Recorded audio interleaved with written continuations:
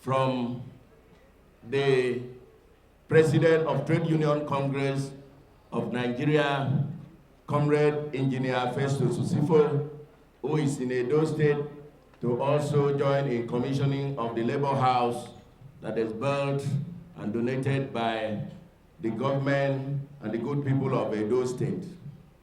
Today marks another turning point in the history of Nigerian movement in this country. Most especially when we look at the theme of 2024 May Day celebration that focuses on people first.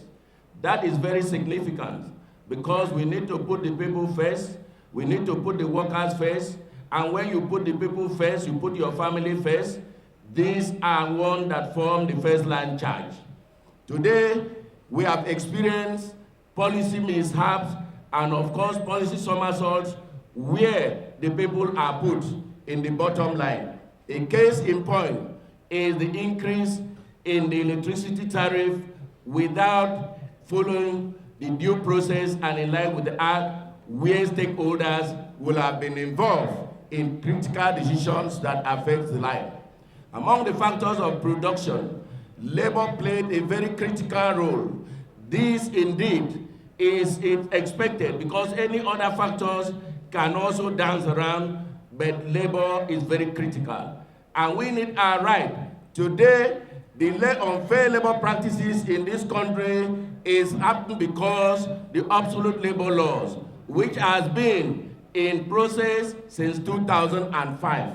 I think he therefore called for concern that the Nigerian government, if truly they want to put the people first, if truly they want to put the workers first, must also understand that any nation with absolute law have opened windows for industrial crisis, have created avenue or recipe for industrial crisis. I think this theme is welcomed and it is very apt. It is a signal for government to know that when the people revolt, you cannot stop. And this is a time for all of us to wake up, because like my colleague have already pointed out, it's not yet an Uhuru. We've not even started yet.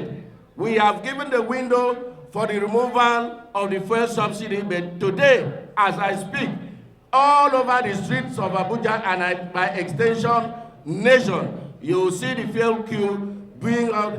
And of course, this is also a recipe for industrial crisis. Comrade, as we team up as one united force to also join in the struggle, let government understand that we also have a responsibility. We also have a task. We also have our obligation, even to our own front, because where our people are comfortable, they will give us the grace and build the morale of the workers to put input. We are also very concerned that today, Nigerians have been bashing in consumption using some suppressed policies to give us a false hope. This is the time to awaken the consciousness of Nigerian workers by all ramification and extension to show that people united can never be defeated. There is no much for a long sermon in evening mind. Comrade, I thank you all. Let us join hands together to ensure that May Day come 1st of May, that is Wednesday, the entire Eagle Square is filled to the capacity, because our voice must speak. Our action must prove that we are truly a people united that can never be defeated. Thank you, comrade. Solidarity! Solidarity! Solidarity! Away to... The second reason why you have a union is about solidarity of the workers. So, if as democratic organizations, we come together as a union and say, look, we can no longer do this, let us go on strike. And you have 80 of our members saying, let's go on strike, and one saying no. As a democratic organization, that decision is binding on everybody. So the issue about strike being individual or collective doesn't arise at all. Otherwise, you will be defeating the ends of democracy in the first place. So if we were to have a question about whether strikes should be individual right or not, is a defeat of democracy. And I'm not sure the labor movement will accept that anywhere in the world. A final point, sir, before. I like your point that a worker should have a right to decide no longer to work for an employer. He has a democratic right to say, I don't want to work for you any longer. But there's also a democratic right of the worker to say, I don't want to work, which is a strike. A worker says, I don't want to work, I'm going home, or let's go home. That is a fundamental right. So you cannot, I mean, I'm talking, not you now, I'm talking about the whole process. You cannot begin to question, that right. So if we as workers decide not to go to work, which is a strike, you cannot come and tell us now that no, strikes are not, legal. Because it will amount to forced labor for you to say a worker must work when he says he does not want to work. Thank you very much.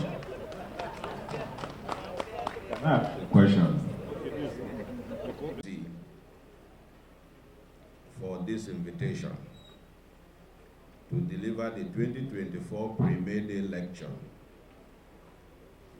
And I must take this opportunity to extend to you all, on behalf of the judges and staff of the National Industrial Court of Nigeria, felicitations as to the forthcoming 2024 May Day celebrations. Another of my colleagues just came in, Justice Adeni.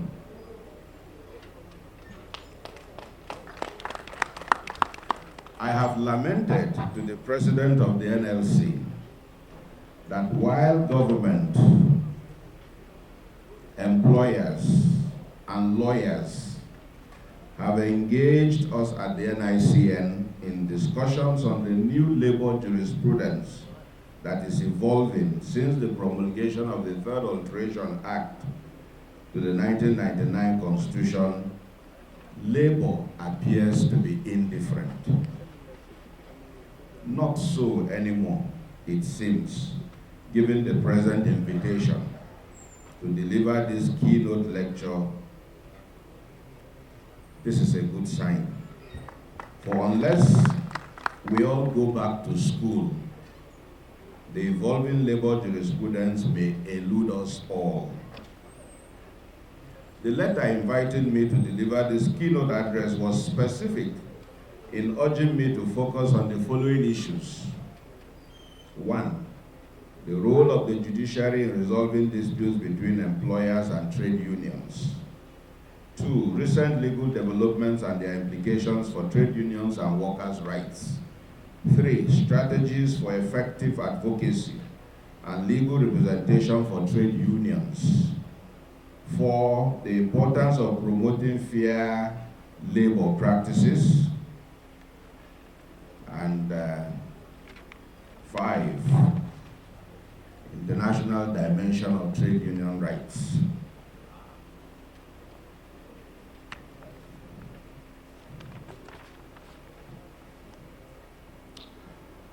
If I'm to accede to this request, I will have to write a dissertation or thesis, not a keynote lecture. I shall accordingly simply write generally, hoping that in the process I will touch on some or all of the above issues. We at the NICN have been variously accused, and listen attentively, we have been variously accused. Government complains that they have unnecessarily lost so many cases at the NICN. In fact, the former governor of Kaduna State, El-rufai, said we specialize in freeing crooks, and that government made a mistake to establish the National Industrial Court. Employers and their lawyers think that the NICN is an employees' court, and labor on its part, to borrow the words of your president, Comrade Joe Ajaero, we are being pliant judges, compromised judges, who grant Jankara and black market injunctions. So, if the three stakeholders, stroke social partners, government, employers, and labor all complain about the NICN, does it not show that we are simply doing our work? After all, Lady Justicia is blind. The words of Comrade Ajero were made in reaction to Justice Anue's grant last year of an ex parte order restraining labor from embarking on strike regarding the increase in fuel price.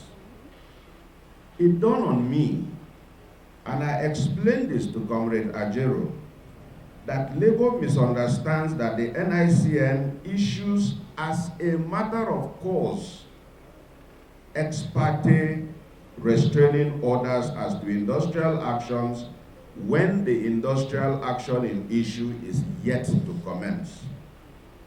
We do this given Section 7(1)(b) and 19(a) of the National Industrial Code Act 2006, which grant powers to the court to restrain any person from embarking on a strike and the grant of urgent interim reliefs. And of course, Section 18(1) of the Trade Disputes Act. Here, not just governments, but employers in the private sector as well have benefited from this power of the NICN. Where, however, the strike action had commenced, we always insist that the other party be put on notice before the restraining order can be granted. The key point to note in this regard is that by Section 18(1) of the TDA, once any of the dispute resolution processes has been activated, both strikes and lockouts must be called off. As notorious as this point is, experience shows that labor is not one to adhere to it. The accusation that the NICN is an employees' court is historically not incorrect. This is because labor law itself, the very subject matter of the NICN, is a product of the uneven bargaining power between employees and employers. And so I must acknowledge that labor law itself admits of a good deal of paternalism, which has seen conscious effort being made to safeguard the interest of the worker.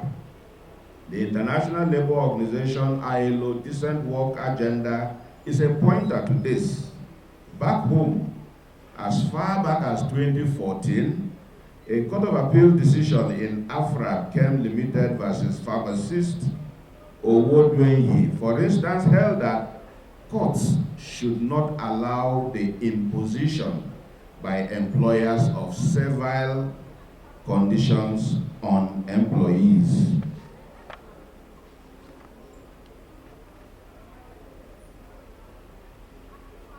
Paternalism in labor law has dictated that the rules fashioned in terms of labor law were deliberately made to favor the employee.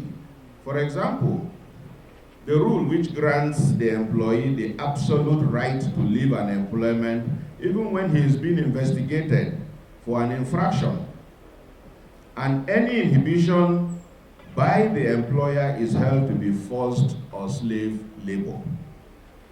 Accordingly, it should be noted that labor laws, when ambiguous, are interpreted to benefit the employee. The employer must accordingly note that in interpreting contracts of employment, ambiguity will be resolved against him, and as such, in favor of that which gives the employee an advantage. So, an employer who chooses to terminate an employment shortly before the employer reaches the number of years needed to be entitled to a benefit stands the risk of being held to the rule, culled from the law of arithmetical approximation, where anything from half but less than 1 is approximated to the next whole number. We've seen instances where an employee who had stayed 9.5 years or thereabout is asked to leave just so that, knowing that if he clocks 10 years, he will be entitled to severance pay. We have approximated such to 10 and held the employer liable to pay, and we call this the rule of arithmetical approximation.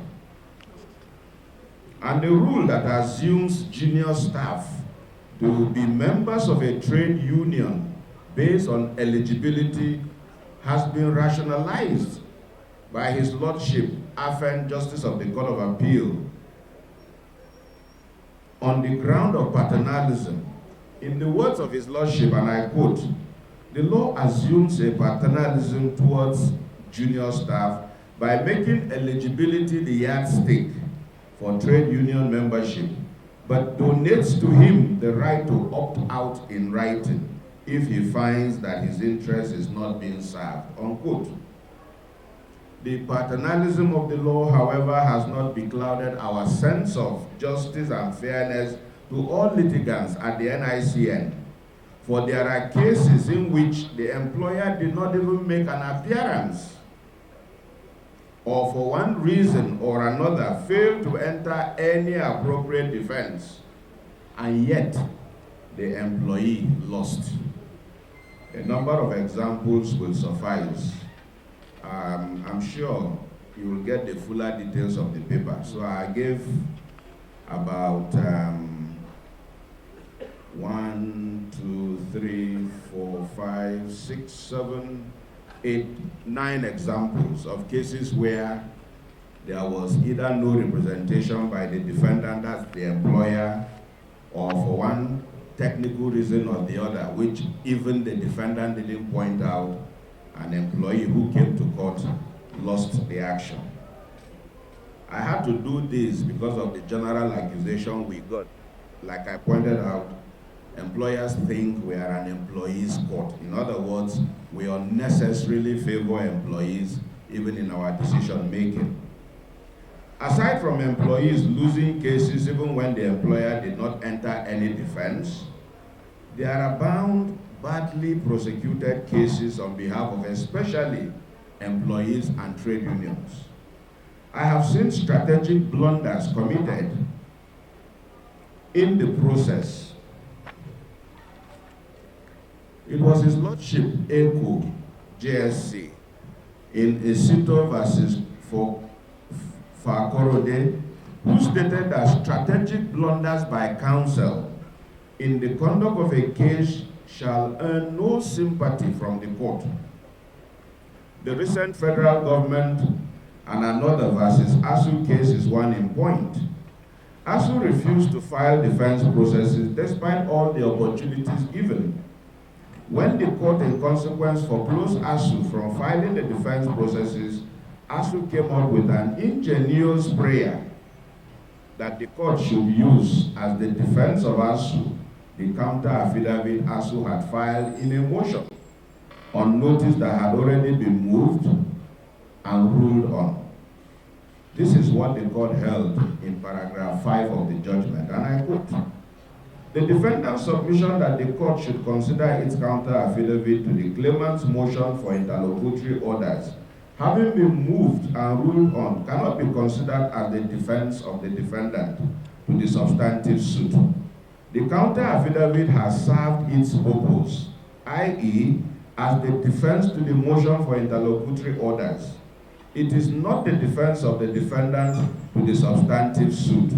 In any event, when this court refused to grant the defendant's application for extension of time, the prayer of the defendant for the said extension of time was to enable the defendant file its counter affidavit and witnesses deposition.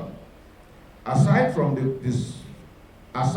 the questionable relationship of a counter affidavit and witnesses depositions, as framed by the defendant, the application intuits that these processes are the defendant's defense processes, not the counter affidavit to the motion for interlocutory orders.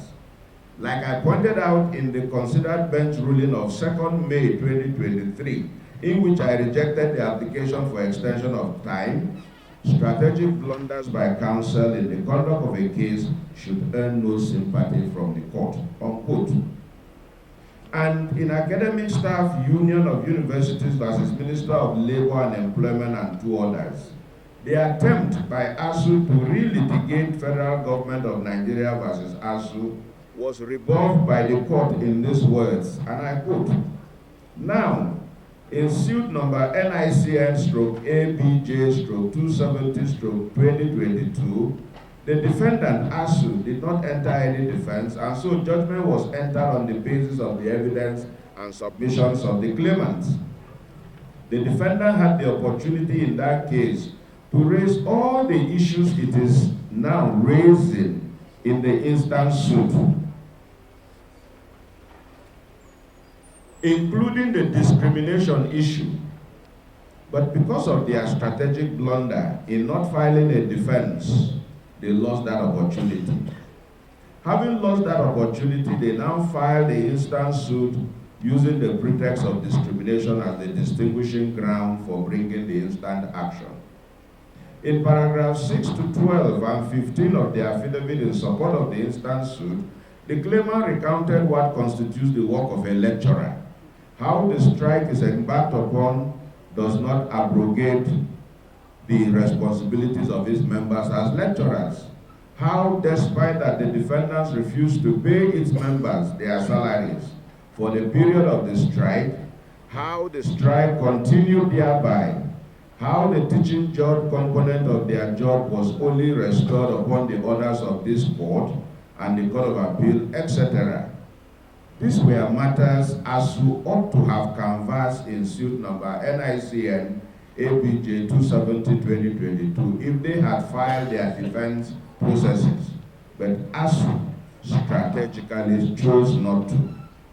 ASU had all the ample opportunity to make the payment of salaries to members of the Joint Staff Union, National Association of Resident Doctors and Lecturers in the Medical Facilities, Medical and Dental Academic of Nnamdikanu University, Nnewi Campus, Anambra State, during the period of the industrial actions, and issue in suit number NICN ABJ 270/2022 if it wanted to. It, however, once again chose not to. ASU accordingly has itself to blame for all these strategic blunders. It cannot, by the instant suit, relitigate a suit it deliberately refused to file a defense to. To do so would be relitigation through the back door, unquote. Labor must note, and it is in their own interest to do so, the increasing influence of ILO conventions and recommendations in the adjudication of labor disputes at the NICN, given the statutory and constitutional mandate of the court in virtue of Section 7(6) of the NICN Act and Section 254C(1) and 2 of the 1999 Constitution, which permit the court to, when adjudicating, apply international best practices in labor and the treaties, conventions, recommendations, and protocols on labor ratified by Nigeria. This statutory mandate has been affirmed and reiterated by the Court of Appeal. His Lordship, Nimpar JCA, recognized the constitutional power of the NICN to rely and apply international conventions which have close bearing to the claims related to workplace and labor matters. And His Lordship, Ogapu JCA, went a step further in reading Section 254C(1)F and H and 2 of the 1999 Constitution as imposing an obligation on the NICN to now apply good and international best practices in adjudication. A new labor jurisprudence is accordingly now with us, different from what it was in the past. It is in the interest of all to learn this new labor jurisprudence.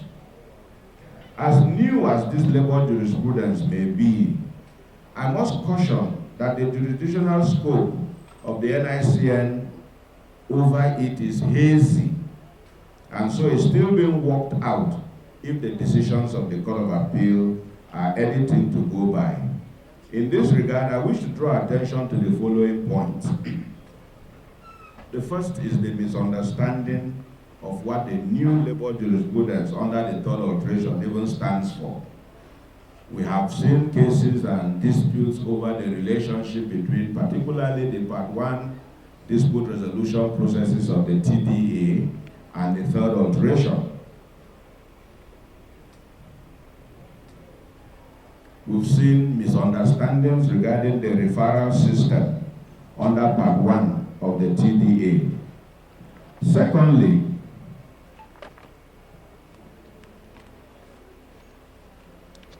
neither the Constitution nor the NIC Act did away with conciliation and arbitration of trade disputes. We've seen arguments by counsel before us that, in fact, most lawyers now don't even want to go through the dispute, the Part 1 dispute resolution processes. They like filing actions directly with us. We've had instances where we have to send them back that, look, so long as the dispute qualifies as a trade dispute or an intra-union dispute, you need to start with the Part 1 processes of the TDA. And the Court of Appeal had affirmed this. In fact, in one instance, the attempt by a counsel to sidetrack the ministerial powers to reconsider an IAP award was revoked by the Court of Appeal. Thirdly, whether NICN has jurisdiction over torts committed in the workplace is less than clear, given the contrasting decisions by the Court of Appeal. We've seen instances where, even amongst decisions of the Court of Appeal, there had been differences. In one particular case, a 2016 decision ruling and a 2018 ruling of the Court of Appeal, Benin Division, the 2016, the same case, same party, same suit number, the 2026 ruling said NIC does not have jurisdiction over defamation in the workplace. In 2018, the same Court of Appeal in the same matter held that we have jurisdiction. Subsequently, in 2021, we have two additional Court of Appeal decisions, one holding that we don't have jurisdiction over defamation, the other saying we do. Now, if you are a lawyer, we have this rule given to us by Supreme Court that in the event of conflict between two decisions, use the most recent. I have quarreled against that rule because it does not represent what judicial precedent is. But the difficulty we are having in NIC is that if we follow the most recent, it means we have to keep oscillating or liberating from one to the other. If today the Court of Appeal says we have jurisdiction, it means if I'm deciding a matter, I will say I have jurisdiction. If tomorrow the panel of another panel of Court of Appeal changes, and the main problem we have is that each time the panel decides, they don't refer to the previous decision, which strictly speaking means that the former decision is still good law. But because of the rule that says follow the most recent, it means you must keep oscillating. If it says you have jurisdiction, you say you have. If it says you don't have jurisdiction, you say you don't have. And we have had some Court of Appeal decisions where statements like NIC does not have jurisdiction over criminal law and torts. We've seen them. Yet, if you go to the third alteration, we specifically have jurisdiction over criminal matters emanating from the matters over which we have civil jurisdiction. Take, for instance, we have civil jurisdiction over strikes. If the strike action yields to a criminal act, we also have jurisdiction. Only that in respect of criminal matters, jurisdiction is not exclusive. It's called concurrent with the high courts and the federal high court. In fact, it is the same sense that was used when they were amending the Pension Reform Act. If you read the Pension Reform Act, you will discover that the definition of a court under that act includes the NIC, as is the other high court. So it means that when it comes to pension matters, the exclusivity of our jurisdiction, if you go by section 254C1K, relates only to payment of pensions, for instance. Now, there are other aspects of pension which are not necessarily related to payment. Take, for instance, the investment of pension funds. You cannot come to NIC if there is a problem about investment of pension funds, because we don't have jurisdiction over investment of funds, except if the question emanating from there has to do with the payment. Take, for instance, if the claimant coming to court says, I have been surcharged or short paid based on these investments you did. My pension shouldn't be 50 naira, it's 100. Then, of course, you cannot decide this without looking into the issue of the investment. But if the dispute is over investment simplicity, it means that we don't have jurisdiction. Then, of course, there are aspects in the Pension Reform Act, where you have provisions that make allowance for administrative penalties and criminal offenses. In matters like that, jurisdiction is concurrent. It is not exclusive to the NIC.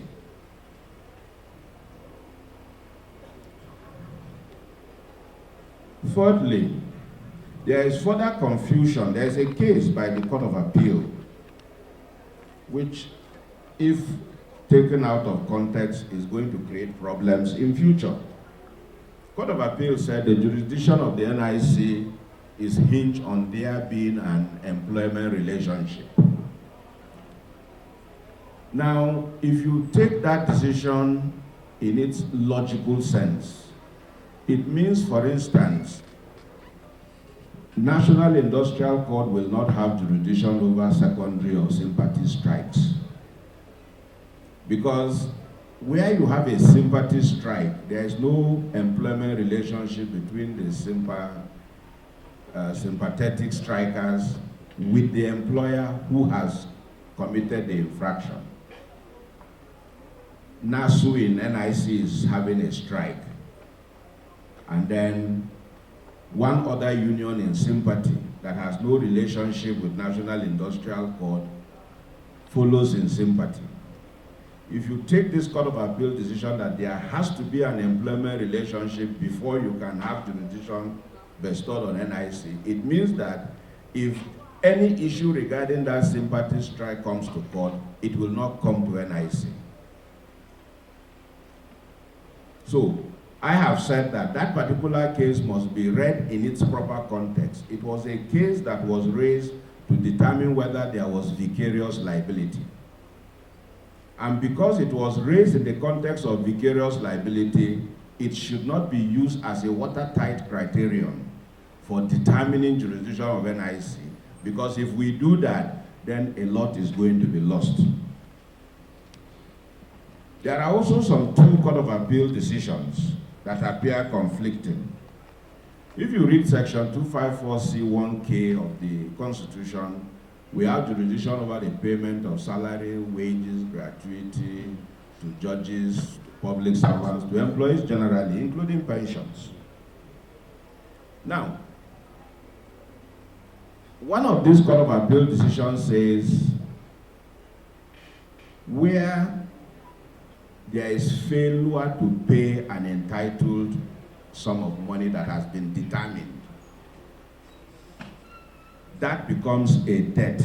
And because it becomes a debt, there is no dispute over it. And because there is no dispute over the quantum of the debt, NIC does not have jurisdiction. That it is the High Court.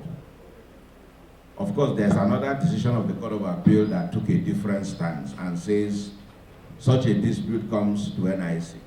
But I ask the question, even if there is no dispute as to the quantum of the sum involved, the very fact that you refuse to pay, is that not the dispute itself?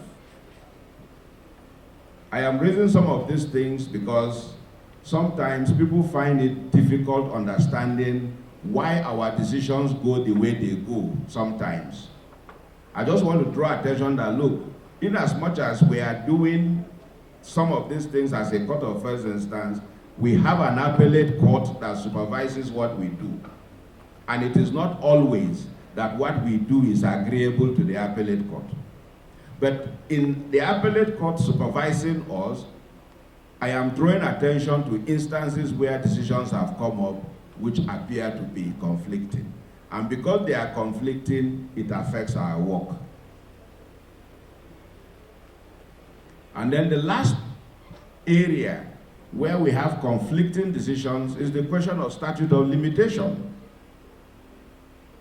The rule about statute of limitation is that the law allows you within a certain period of time to come to court.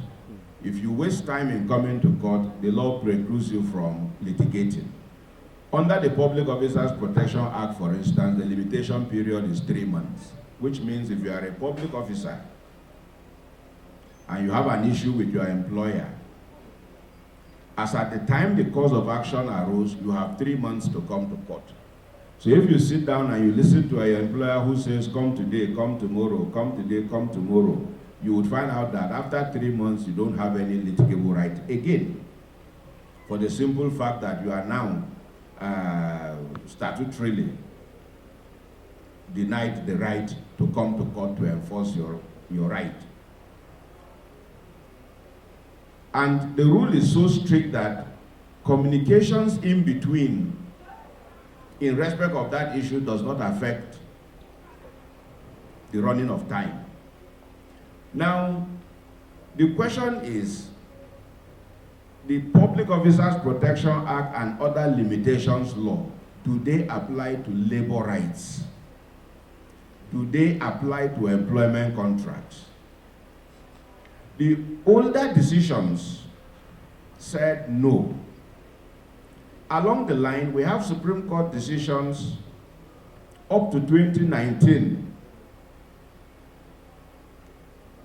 that says it applies. In other words, contracts of employment are not excluded from the application of the limitation laws.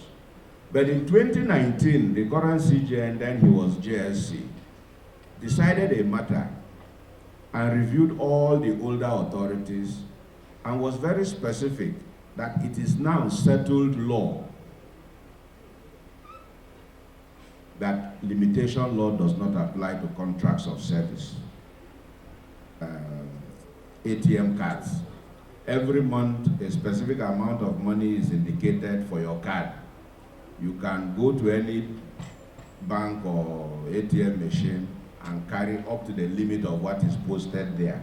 So one of the chaps had asked for a statement of account from the bank, and the bank told him, this account is not your own, so we cannot give you a statement of account. And when he was laid off, it was one of the issues that came before me. Of course, I looked at it and I held that having to open a virtual salary account for a group of workers was wrong and an unfair labor practice. But of course, I could not, based on what he was asking for, that I should declare the virtual salary account generally as bad. I said, no, I can't make that order. It is only bad in relation to the employment or workplace, because the virtual salary account also serves other purposes. You have a child or a ward who is outside, maybe outside the country or outside where you are schooling or something, and you need to be sending money to him. And you don't want him to expend money more than what you send. Nothing stops you opening such an account for that purpose. So I couldn't, in all honesty, declare that such a thing was generally bad. But as it relates to the workplace, I said it is not. In fact, I branded it illegal. An employee has the right to decide where he wants to open his bank account, and that must be done without any threat or compulsion by the employer. Jurisprudence is evolving at the NIC. I've heard it several times that we are changing the law. You know, human beings have a way of, they don't want to get out of their comfort zones. Once they are used to something, it remains. The law we were taught in school, there is no reason why that law should change. So people have queried, why is NIC changing the law? And my answer First, if the desire was to continue with the old order, the third alteration would not have been passed. If the National Assembly felt everything was okay, the president of TUC in his remark said there has been since 2005 the amendment of our archaic labor law still lying. It means all of us acknowledge that the state of the labor laws cannot match the realities of modern day world of work. The only window right now we have is the third alteration. And that window is simply because it says, NIC, you can apply international best practices. So on a case-by-case basis, when some of these problems, I raised an issue a while ago, whether a robot is an employee. The day that matter will come to court, the Labor Act may not give you answers to it. You may have to look elsewhere to literature from ILO, to literature from other jurisdictions to be able to answer that question.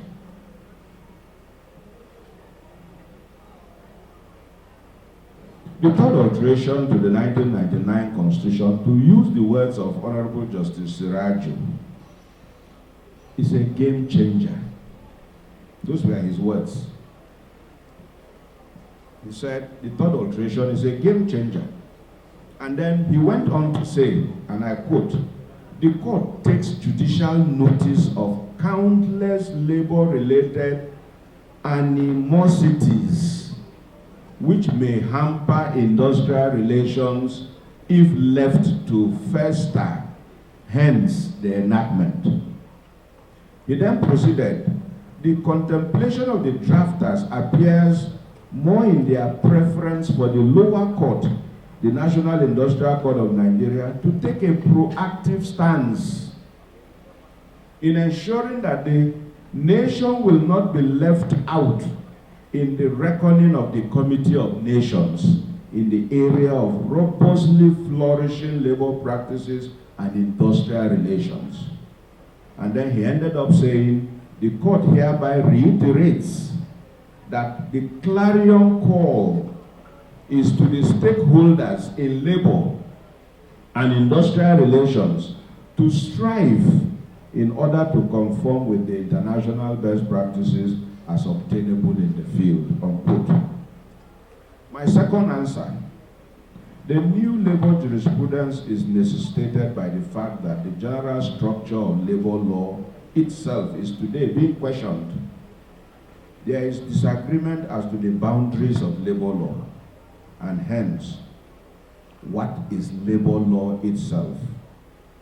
If you look at some literature, if you remember when I raised the issue of the constitutionalization of labor rights, I talked about collectivization and individualization of the rights. Are labor rights collective rights? Are they individual rights? Now, if you are of the school of thought that they are collective rights, you tend to look at the workplace issues as one of labor law. But if they are individual rights, you tend to look at it as employment law. In fact, the French have made that distinction. They only talk about labor law when they talk about collective issues in the world of work. And they talk about employment law when they talk about the private rights of the individual employees.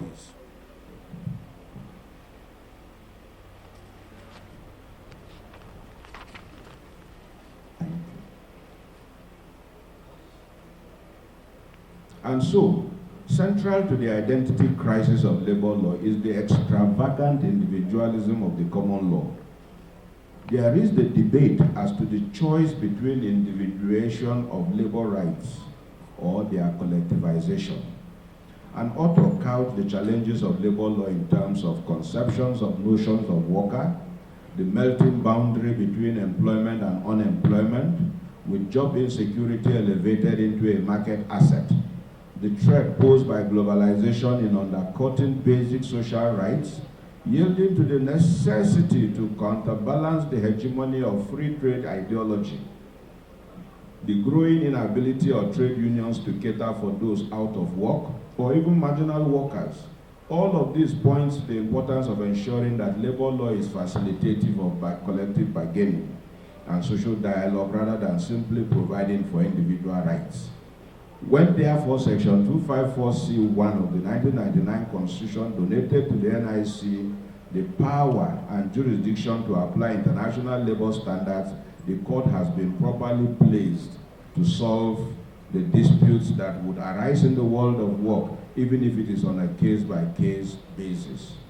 So, Honorable Justice Shirajo's clarion call to the stakeholders in labor and industrial relations to strive in order to conform with international best practices was even re-echoed by the Supreme Court in a 2023 decision. OVV and others versus Delta Steel Company Limited, where the complaint related to restructuring exercise of 1994-5. Now, the point I want to make is, if you look at the law says you decide a case based on the law applicable as at the time the cause of action arose. The cause of action in this matter arose in 1995. So the Supreme Court did not need to make any reference to the third alteration.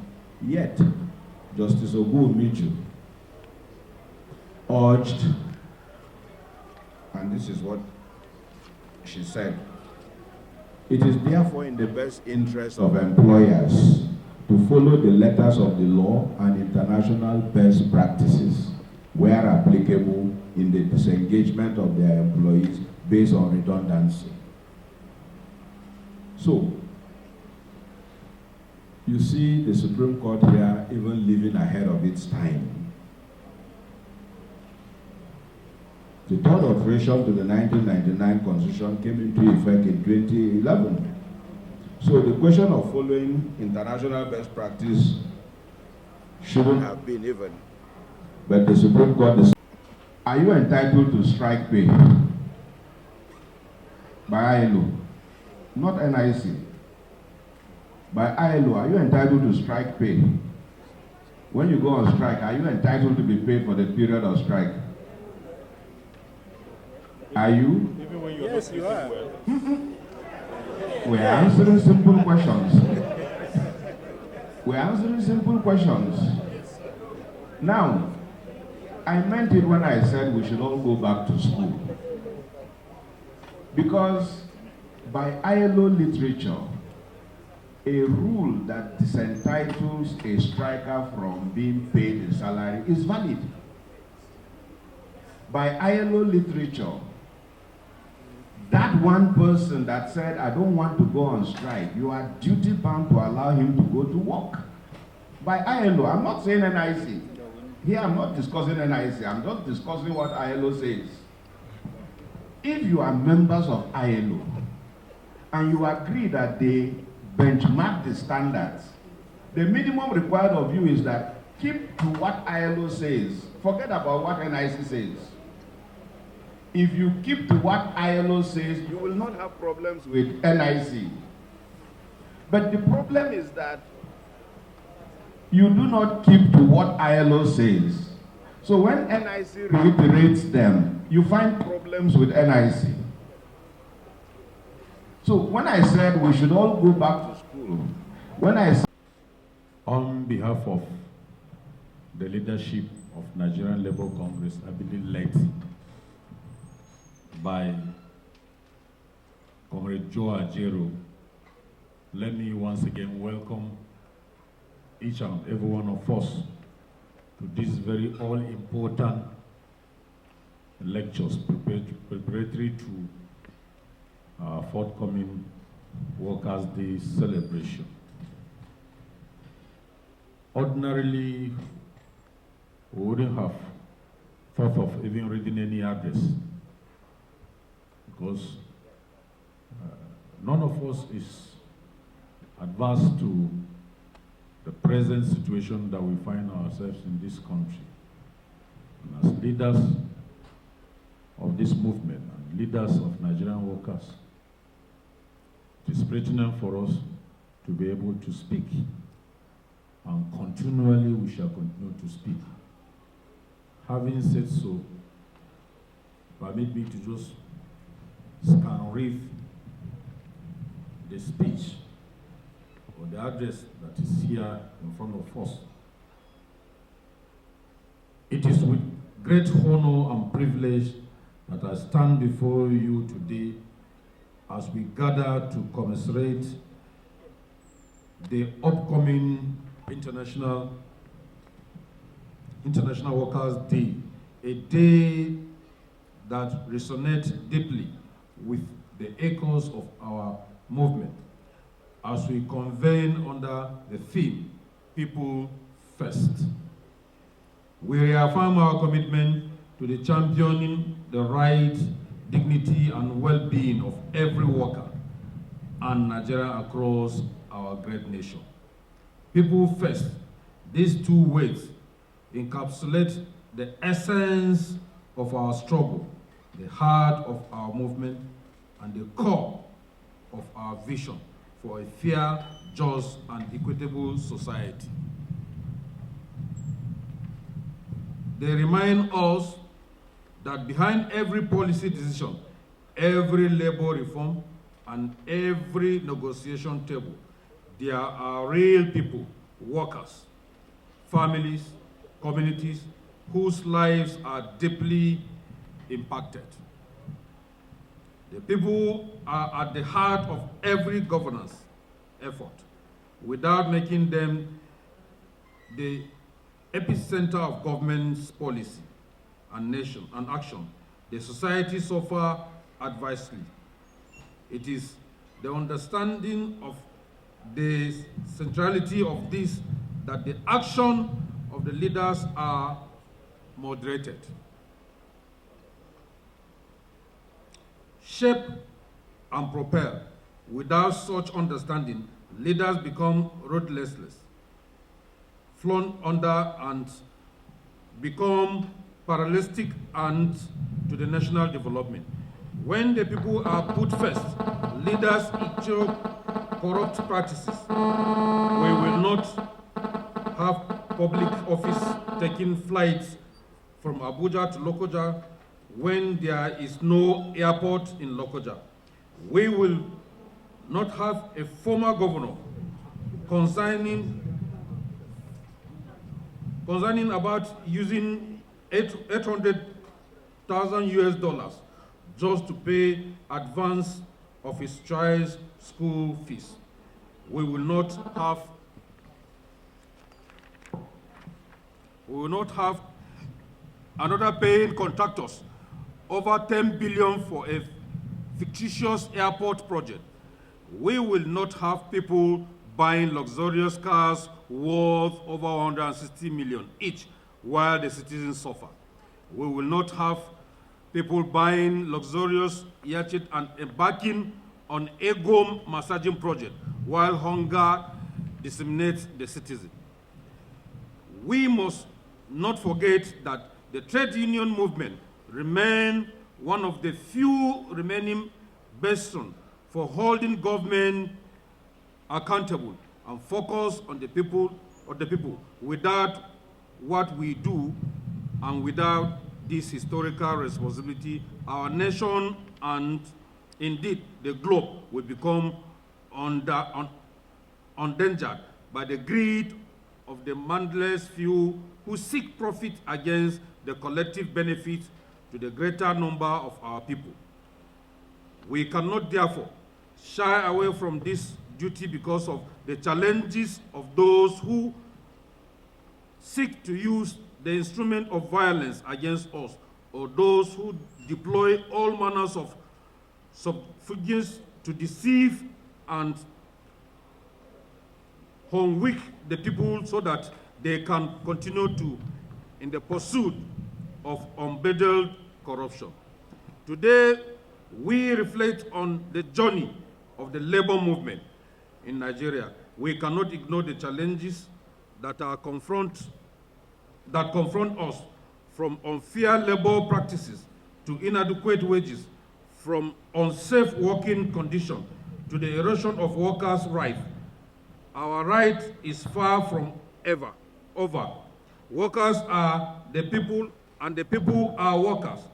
Therefore, when we talk of putting the people first, we are talking about putting the interests and right of the workers first. Yet, amidst these challenges, we find hope. Hope in our resilience, hope in our solidarity, and hope in our collective determination to build a better future for all. As we strive to put people first, we must address the pressing issues that affect the daily lives of Nigerians and workers across various sectors. We must demand fairness in the allocation of the nation's resources and fair wages that reflect the true value of labor, ensuring that no worker is left behind or forced to live in poverty. We must advocate for an end to the increasing insecurity in our nation and demand a safe working environment where workers can perform their duties without fear of injury or harm. We must safeguard the right of workers to organize, to bargain collectively, and to participate in the decision-making process that affects their lives. But our vision for a people-centered society extends beyond the workplace. It encompasses broader social and economic justice, the right to healthcare, education, housing, and social security. However, all these basic rights have been impinged by the adoption of the neoliberal policy of IMF and the World Bank, as exemplified by the sudden removal of the petroleum subsidy, electricity subsidy, and unending privatization of essential public utilities. To end exploitation, inequality, and ensure equitable distribution of wealth, we urge our government not to allow hook lines and sinkers and persecution of this Bretton Woods institution, but to take into account the condition that yearning and aspiration of our people in policy formulation and implementation.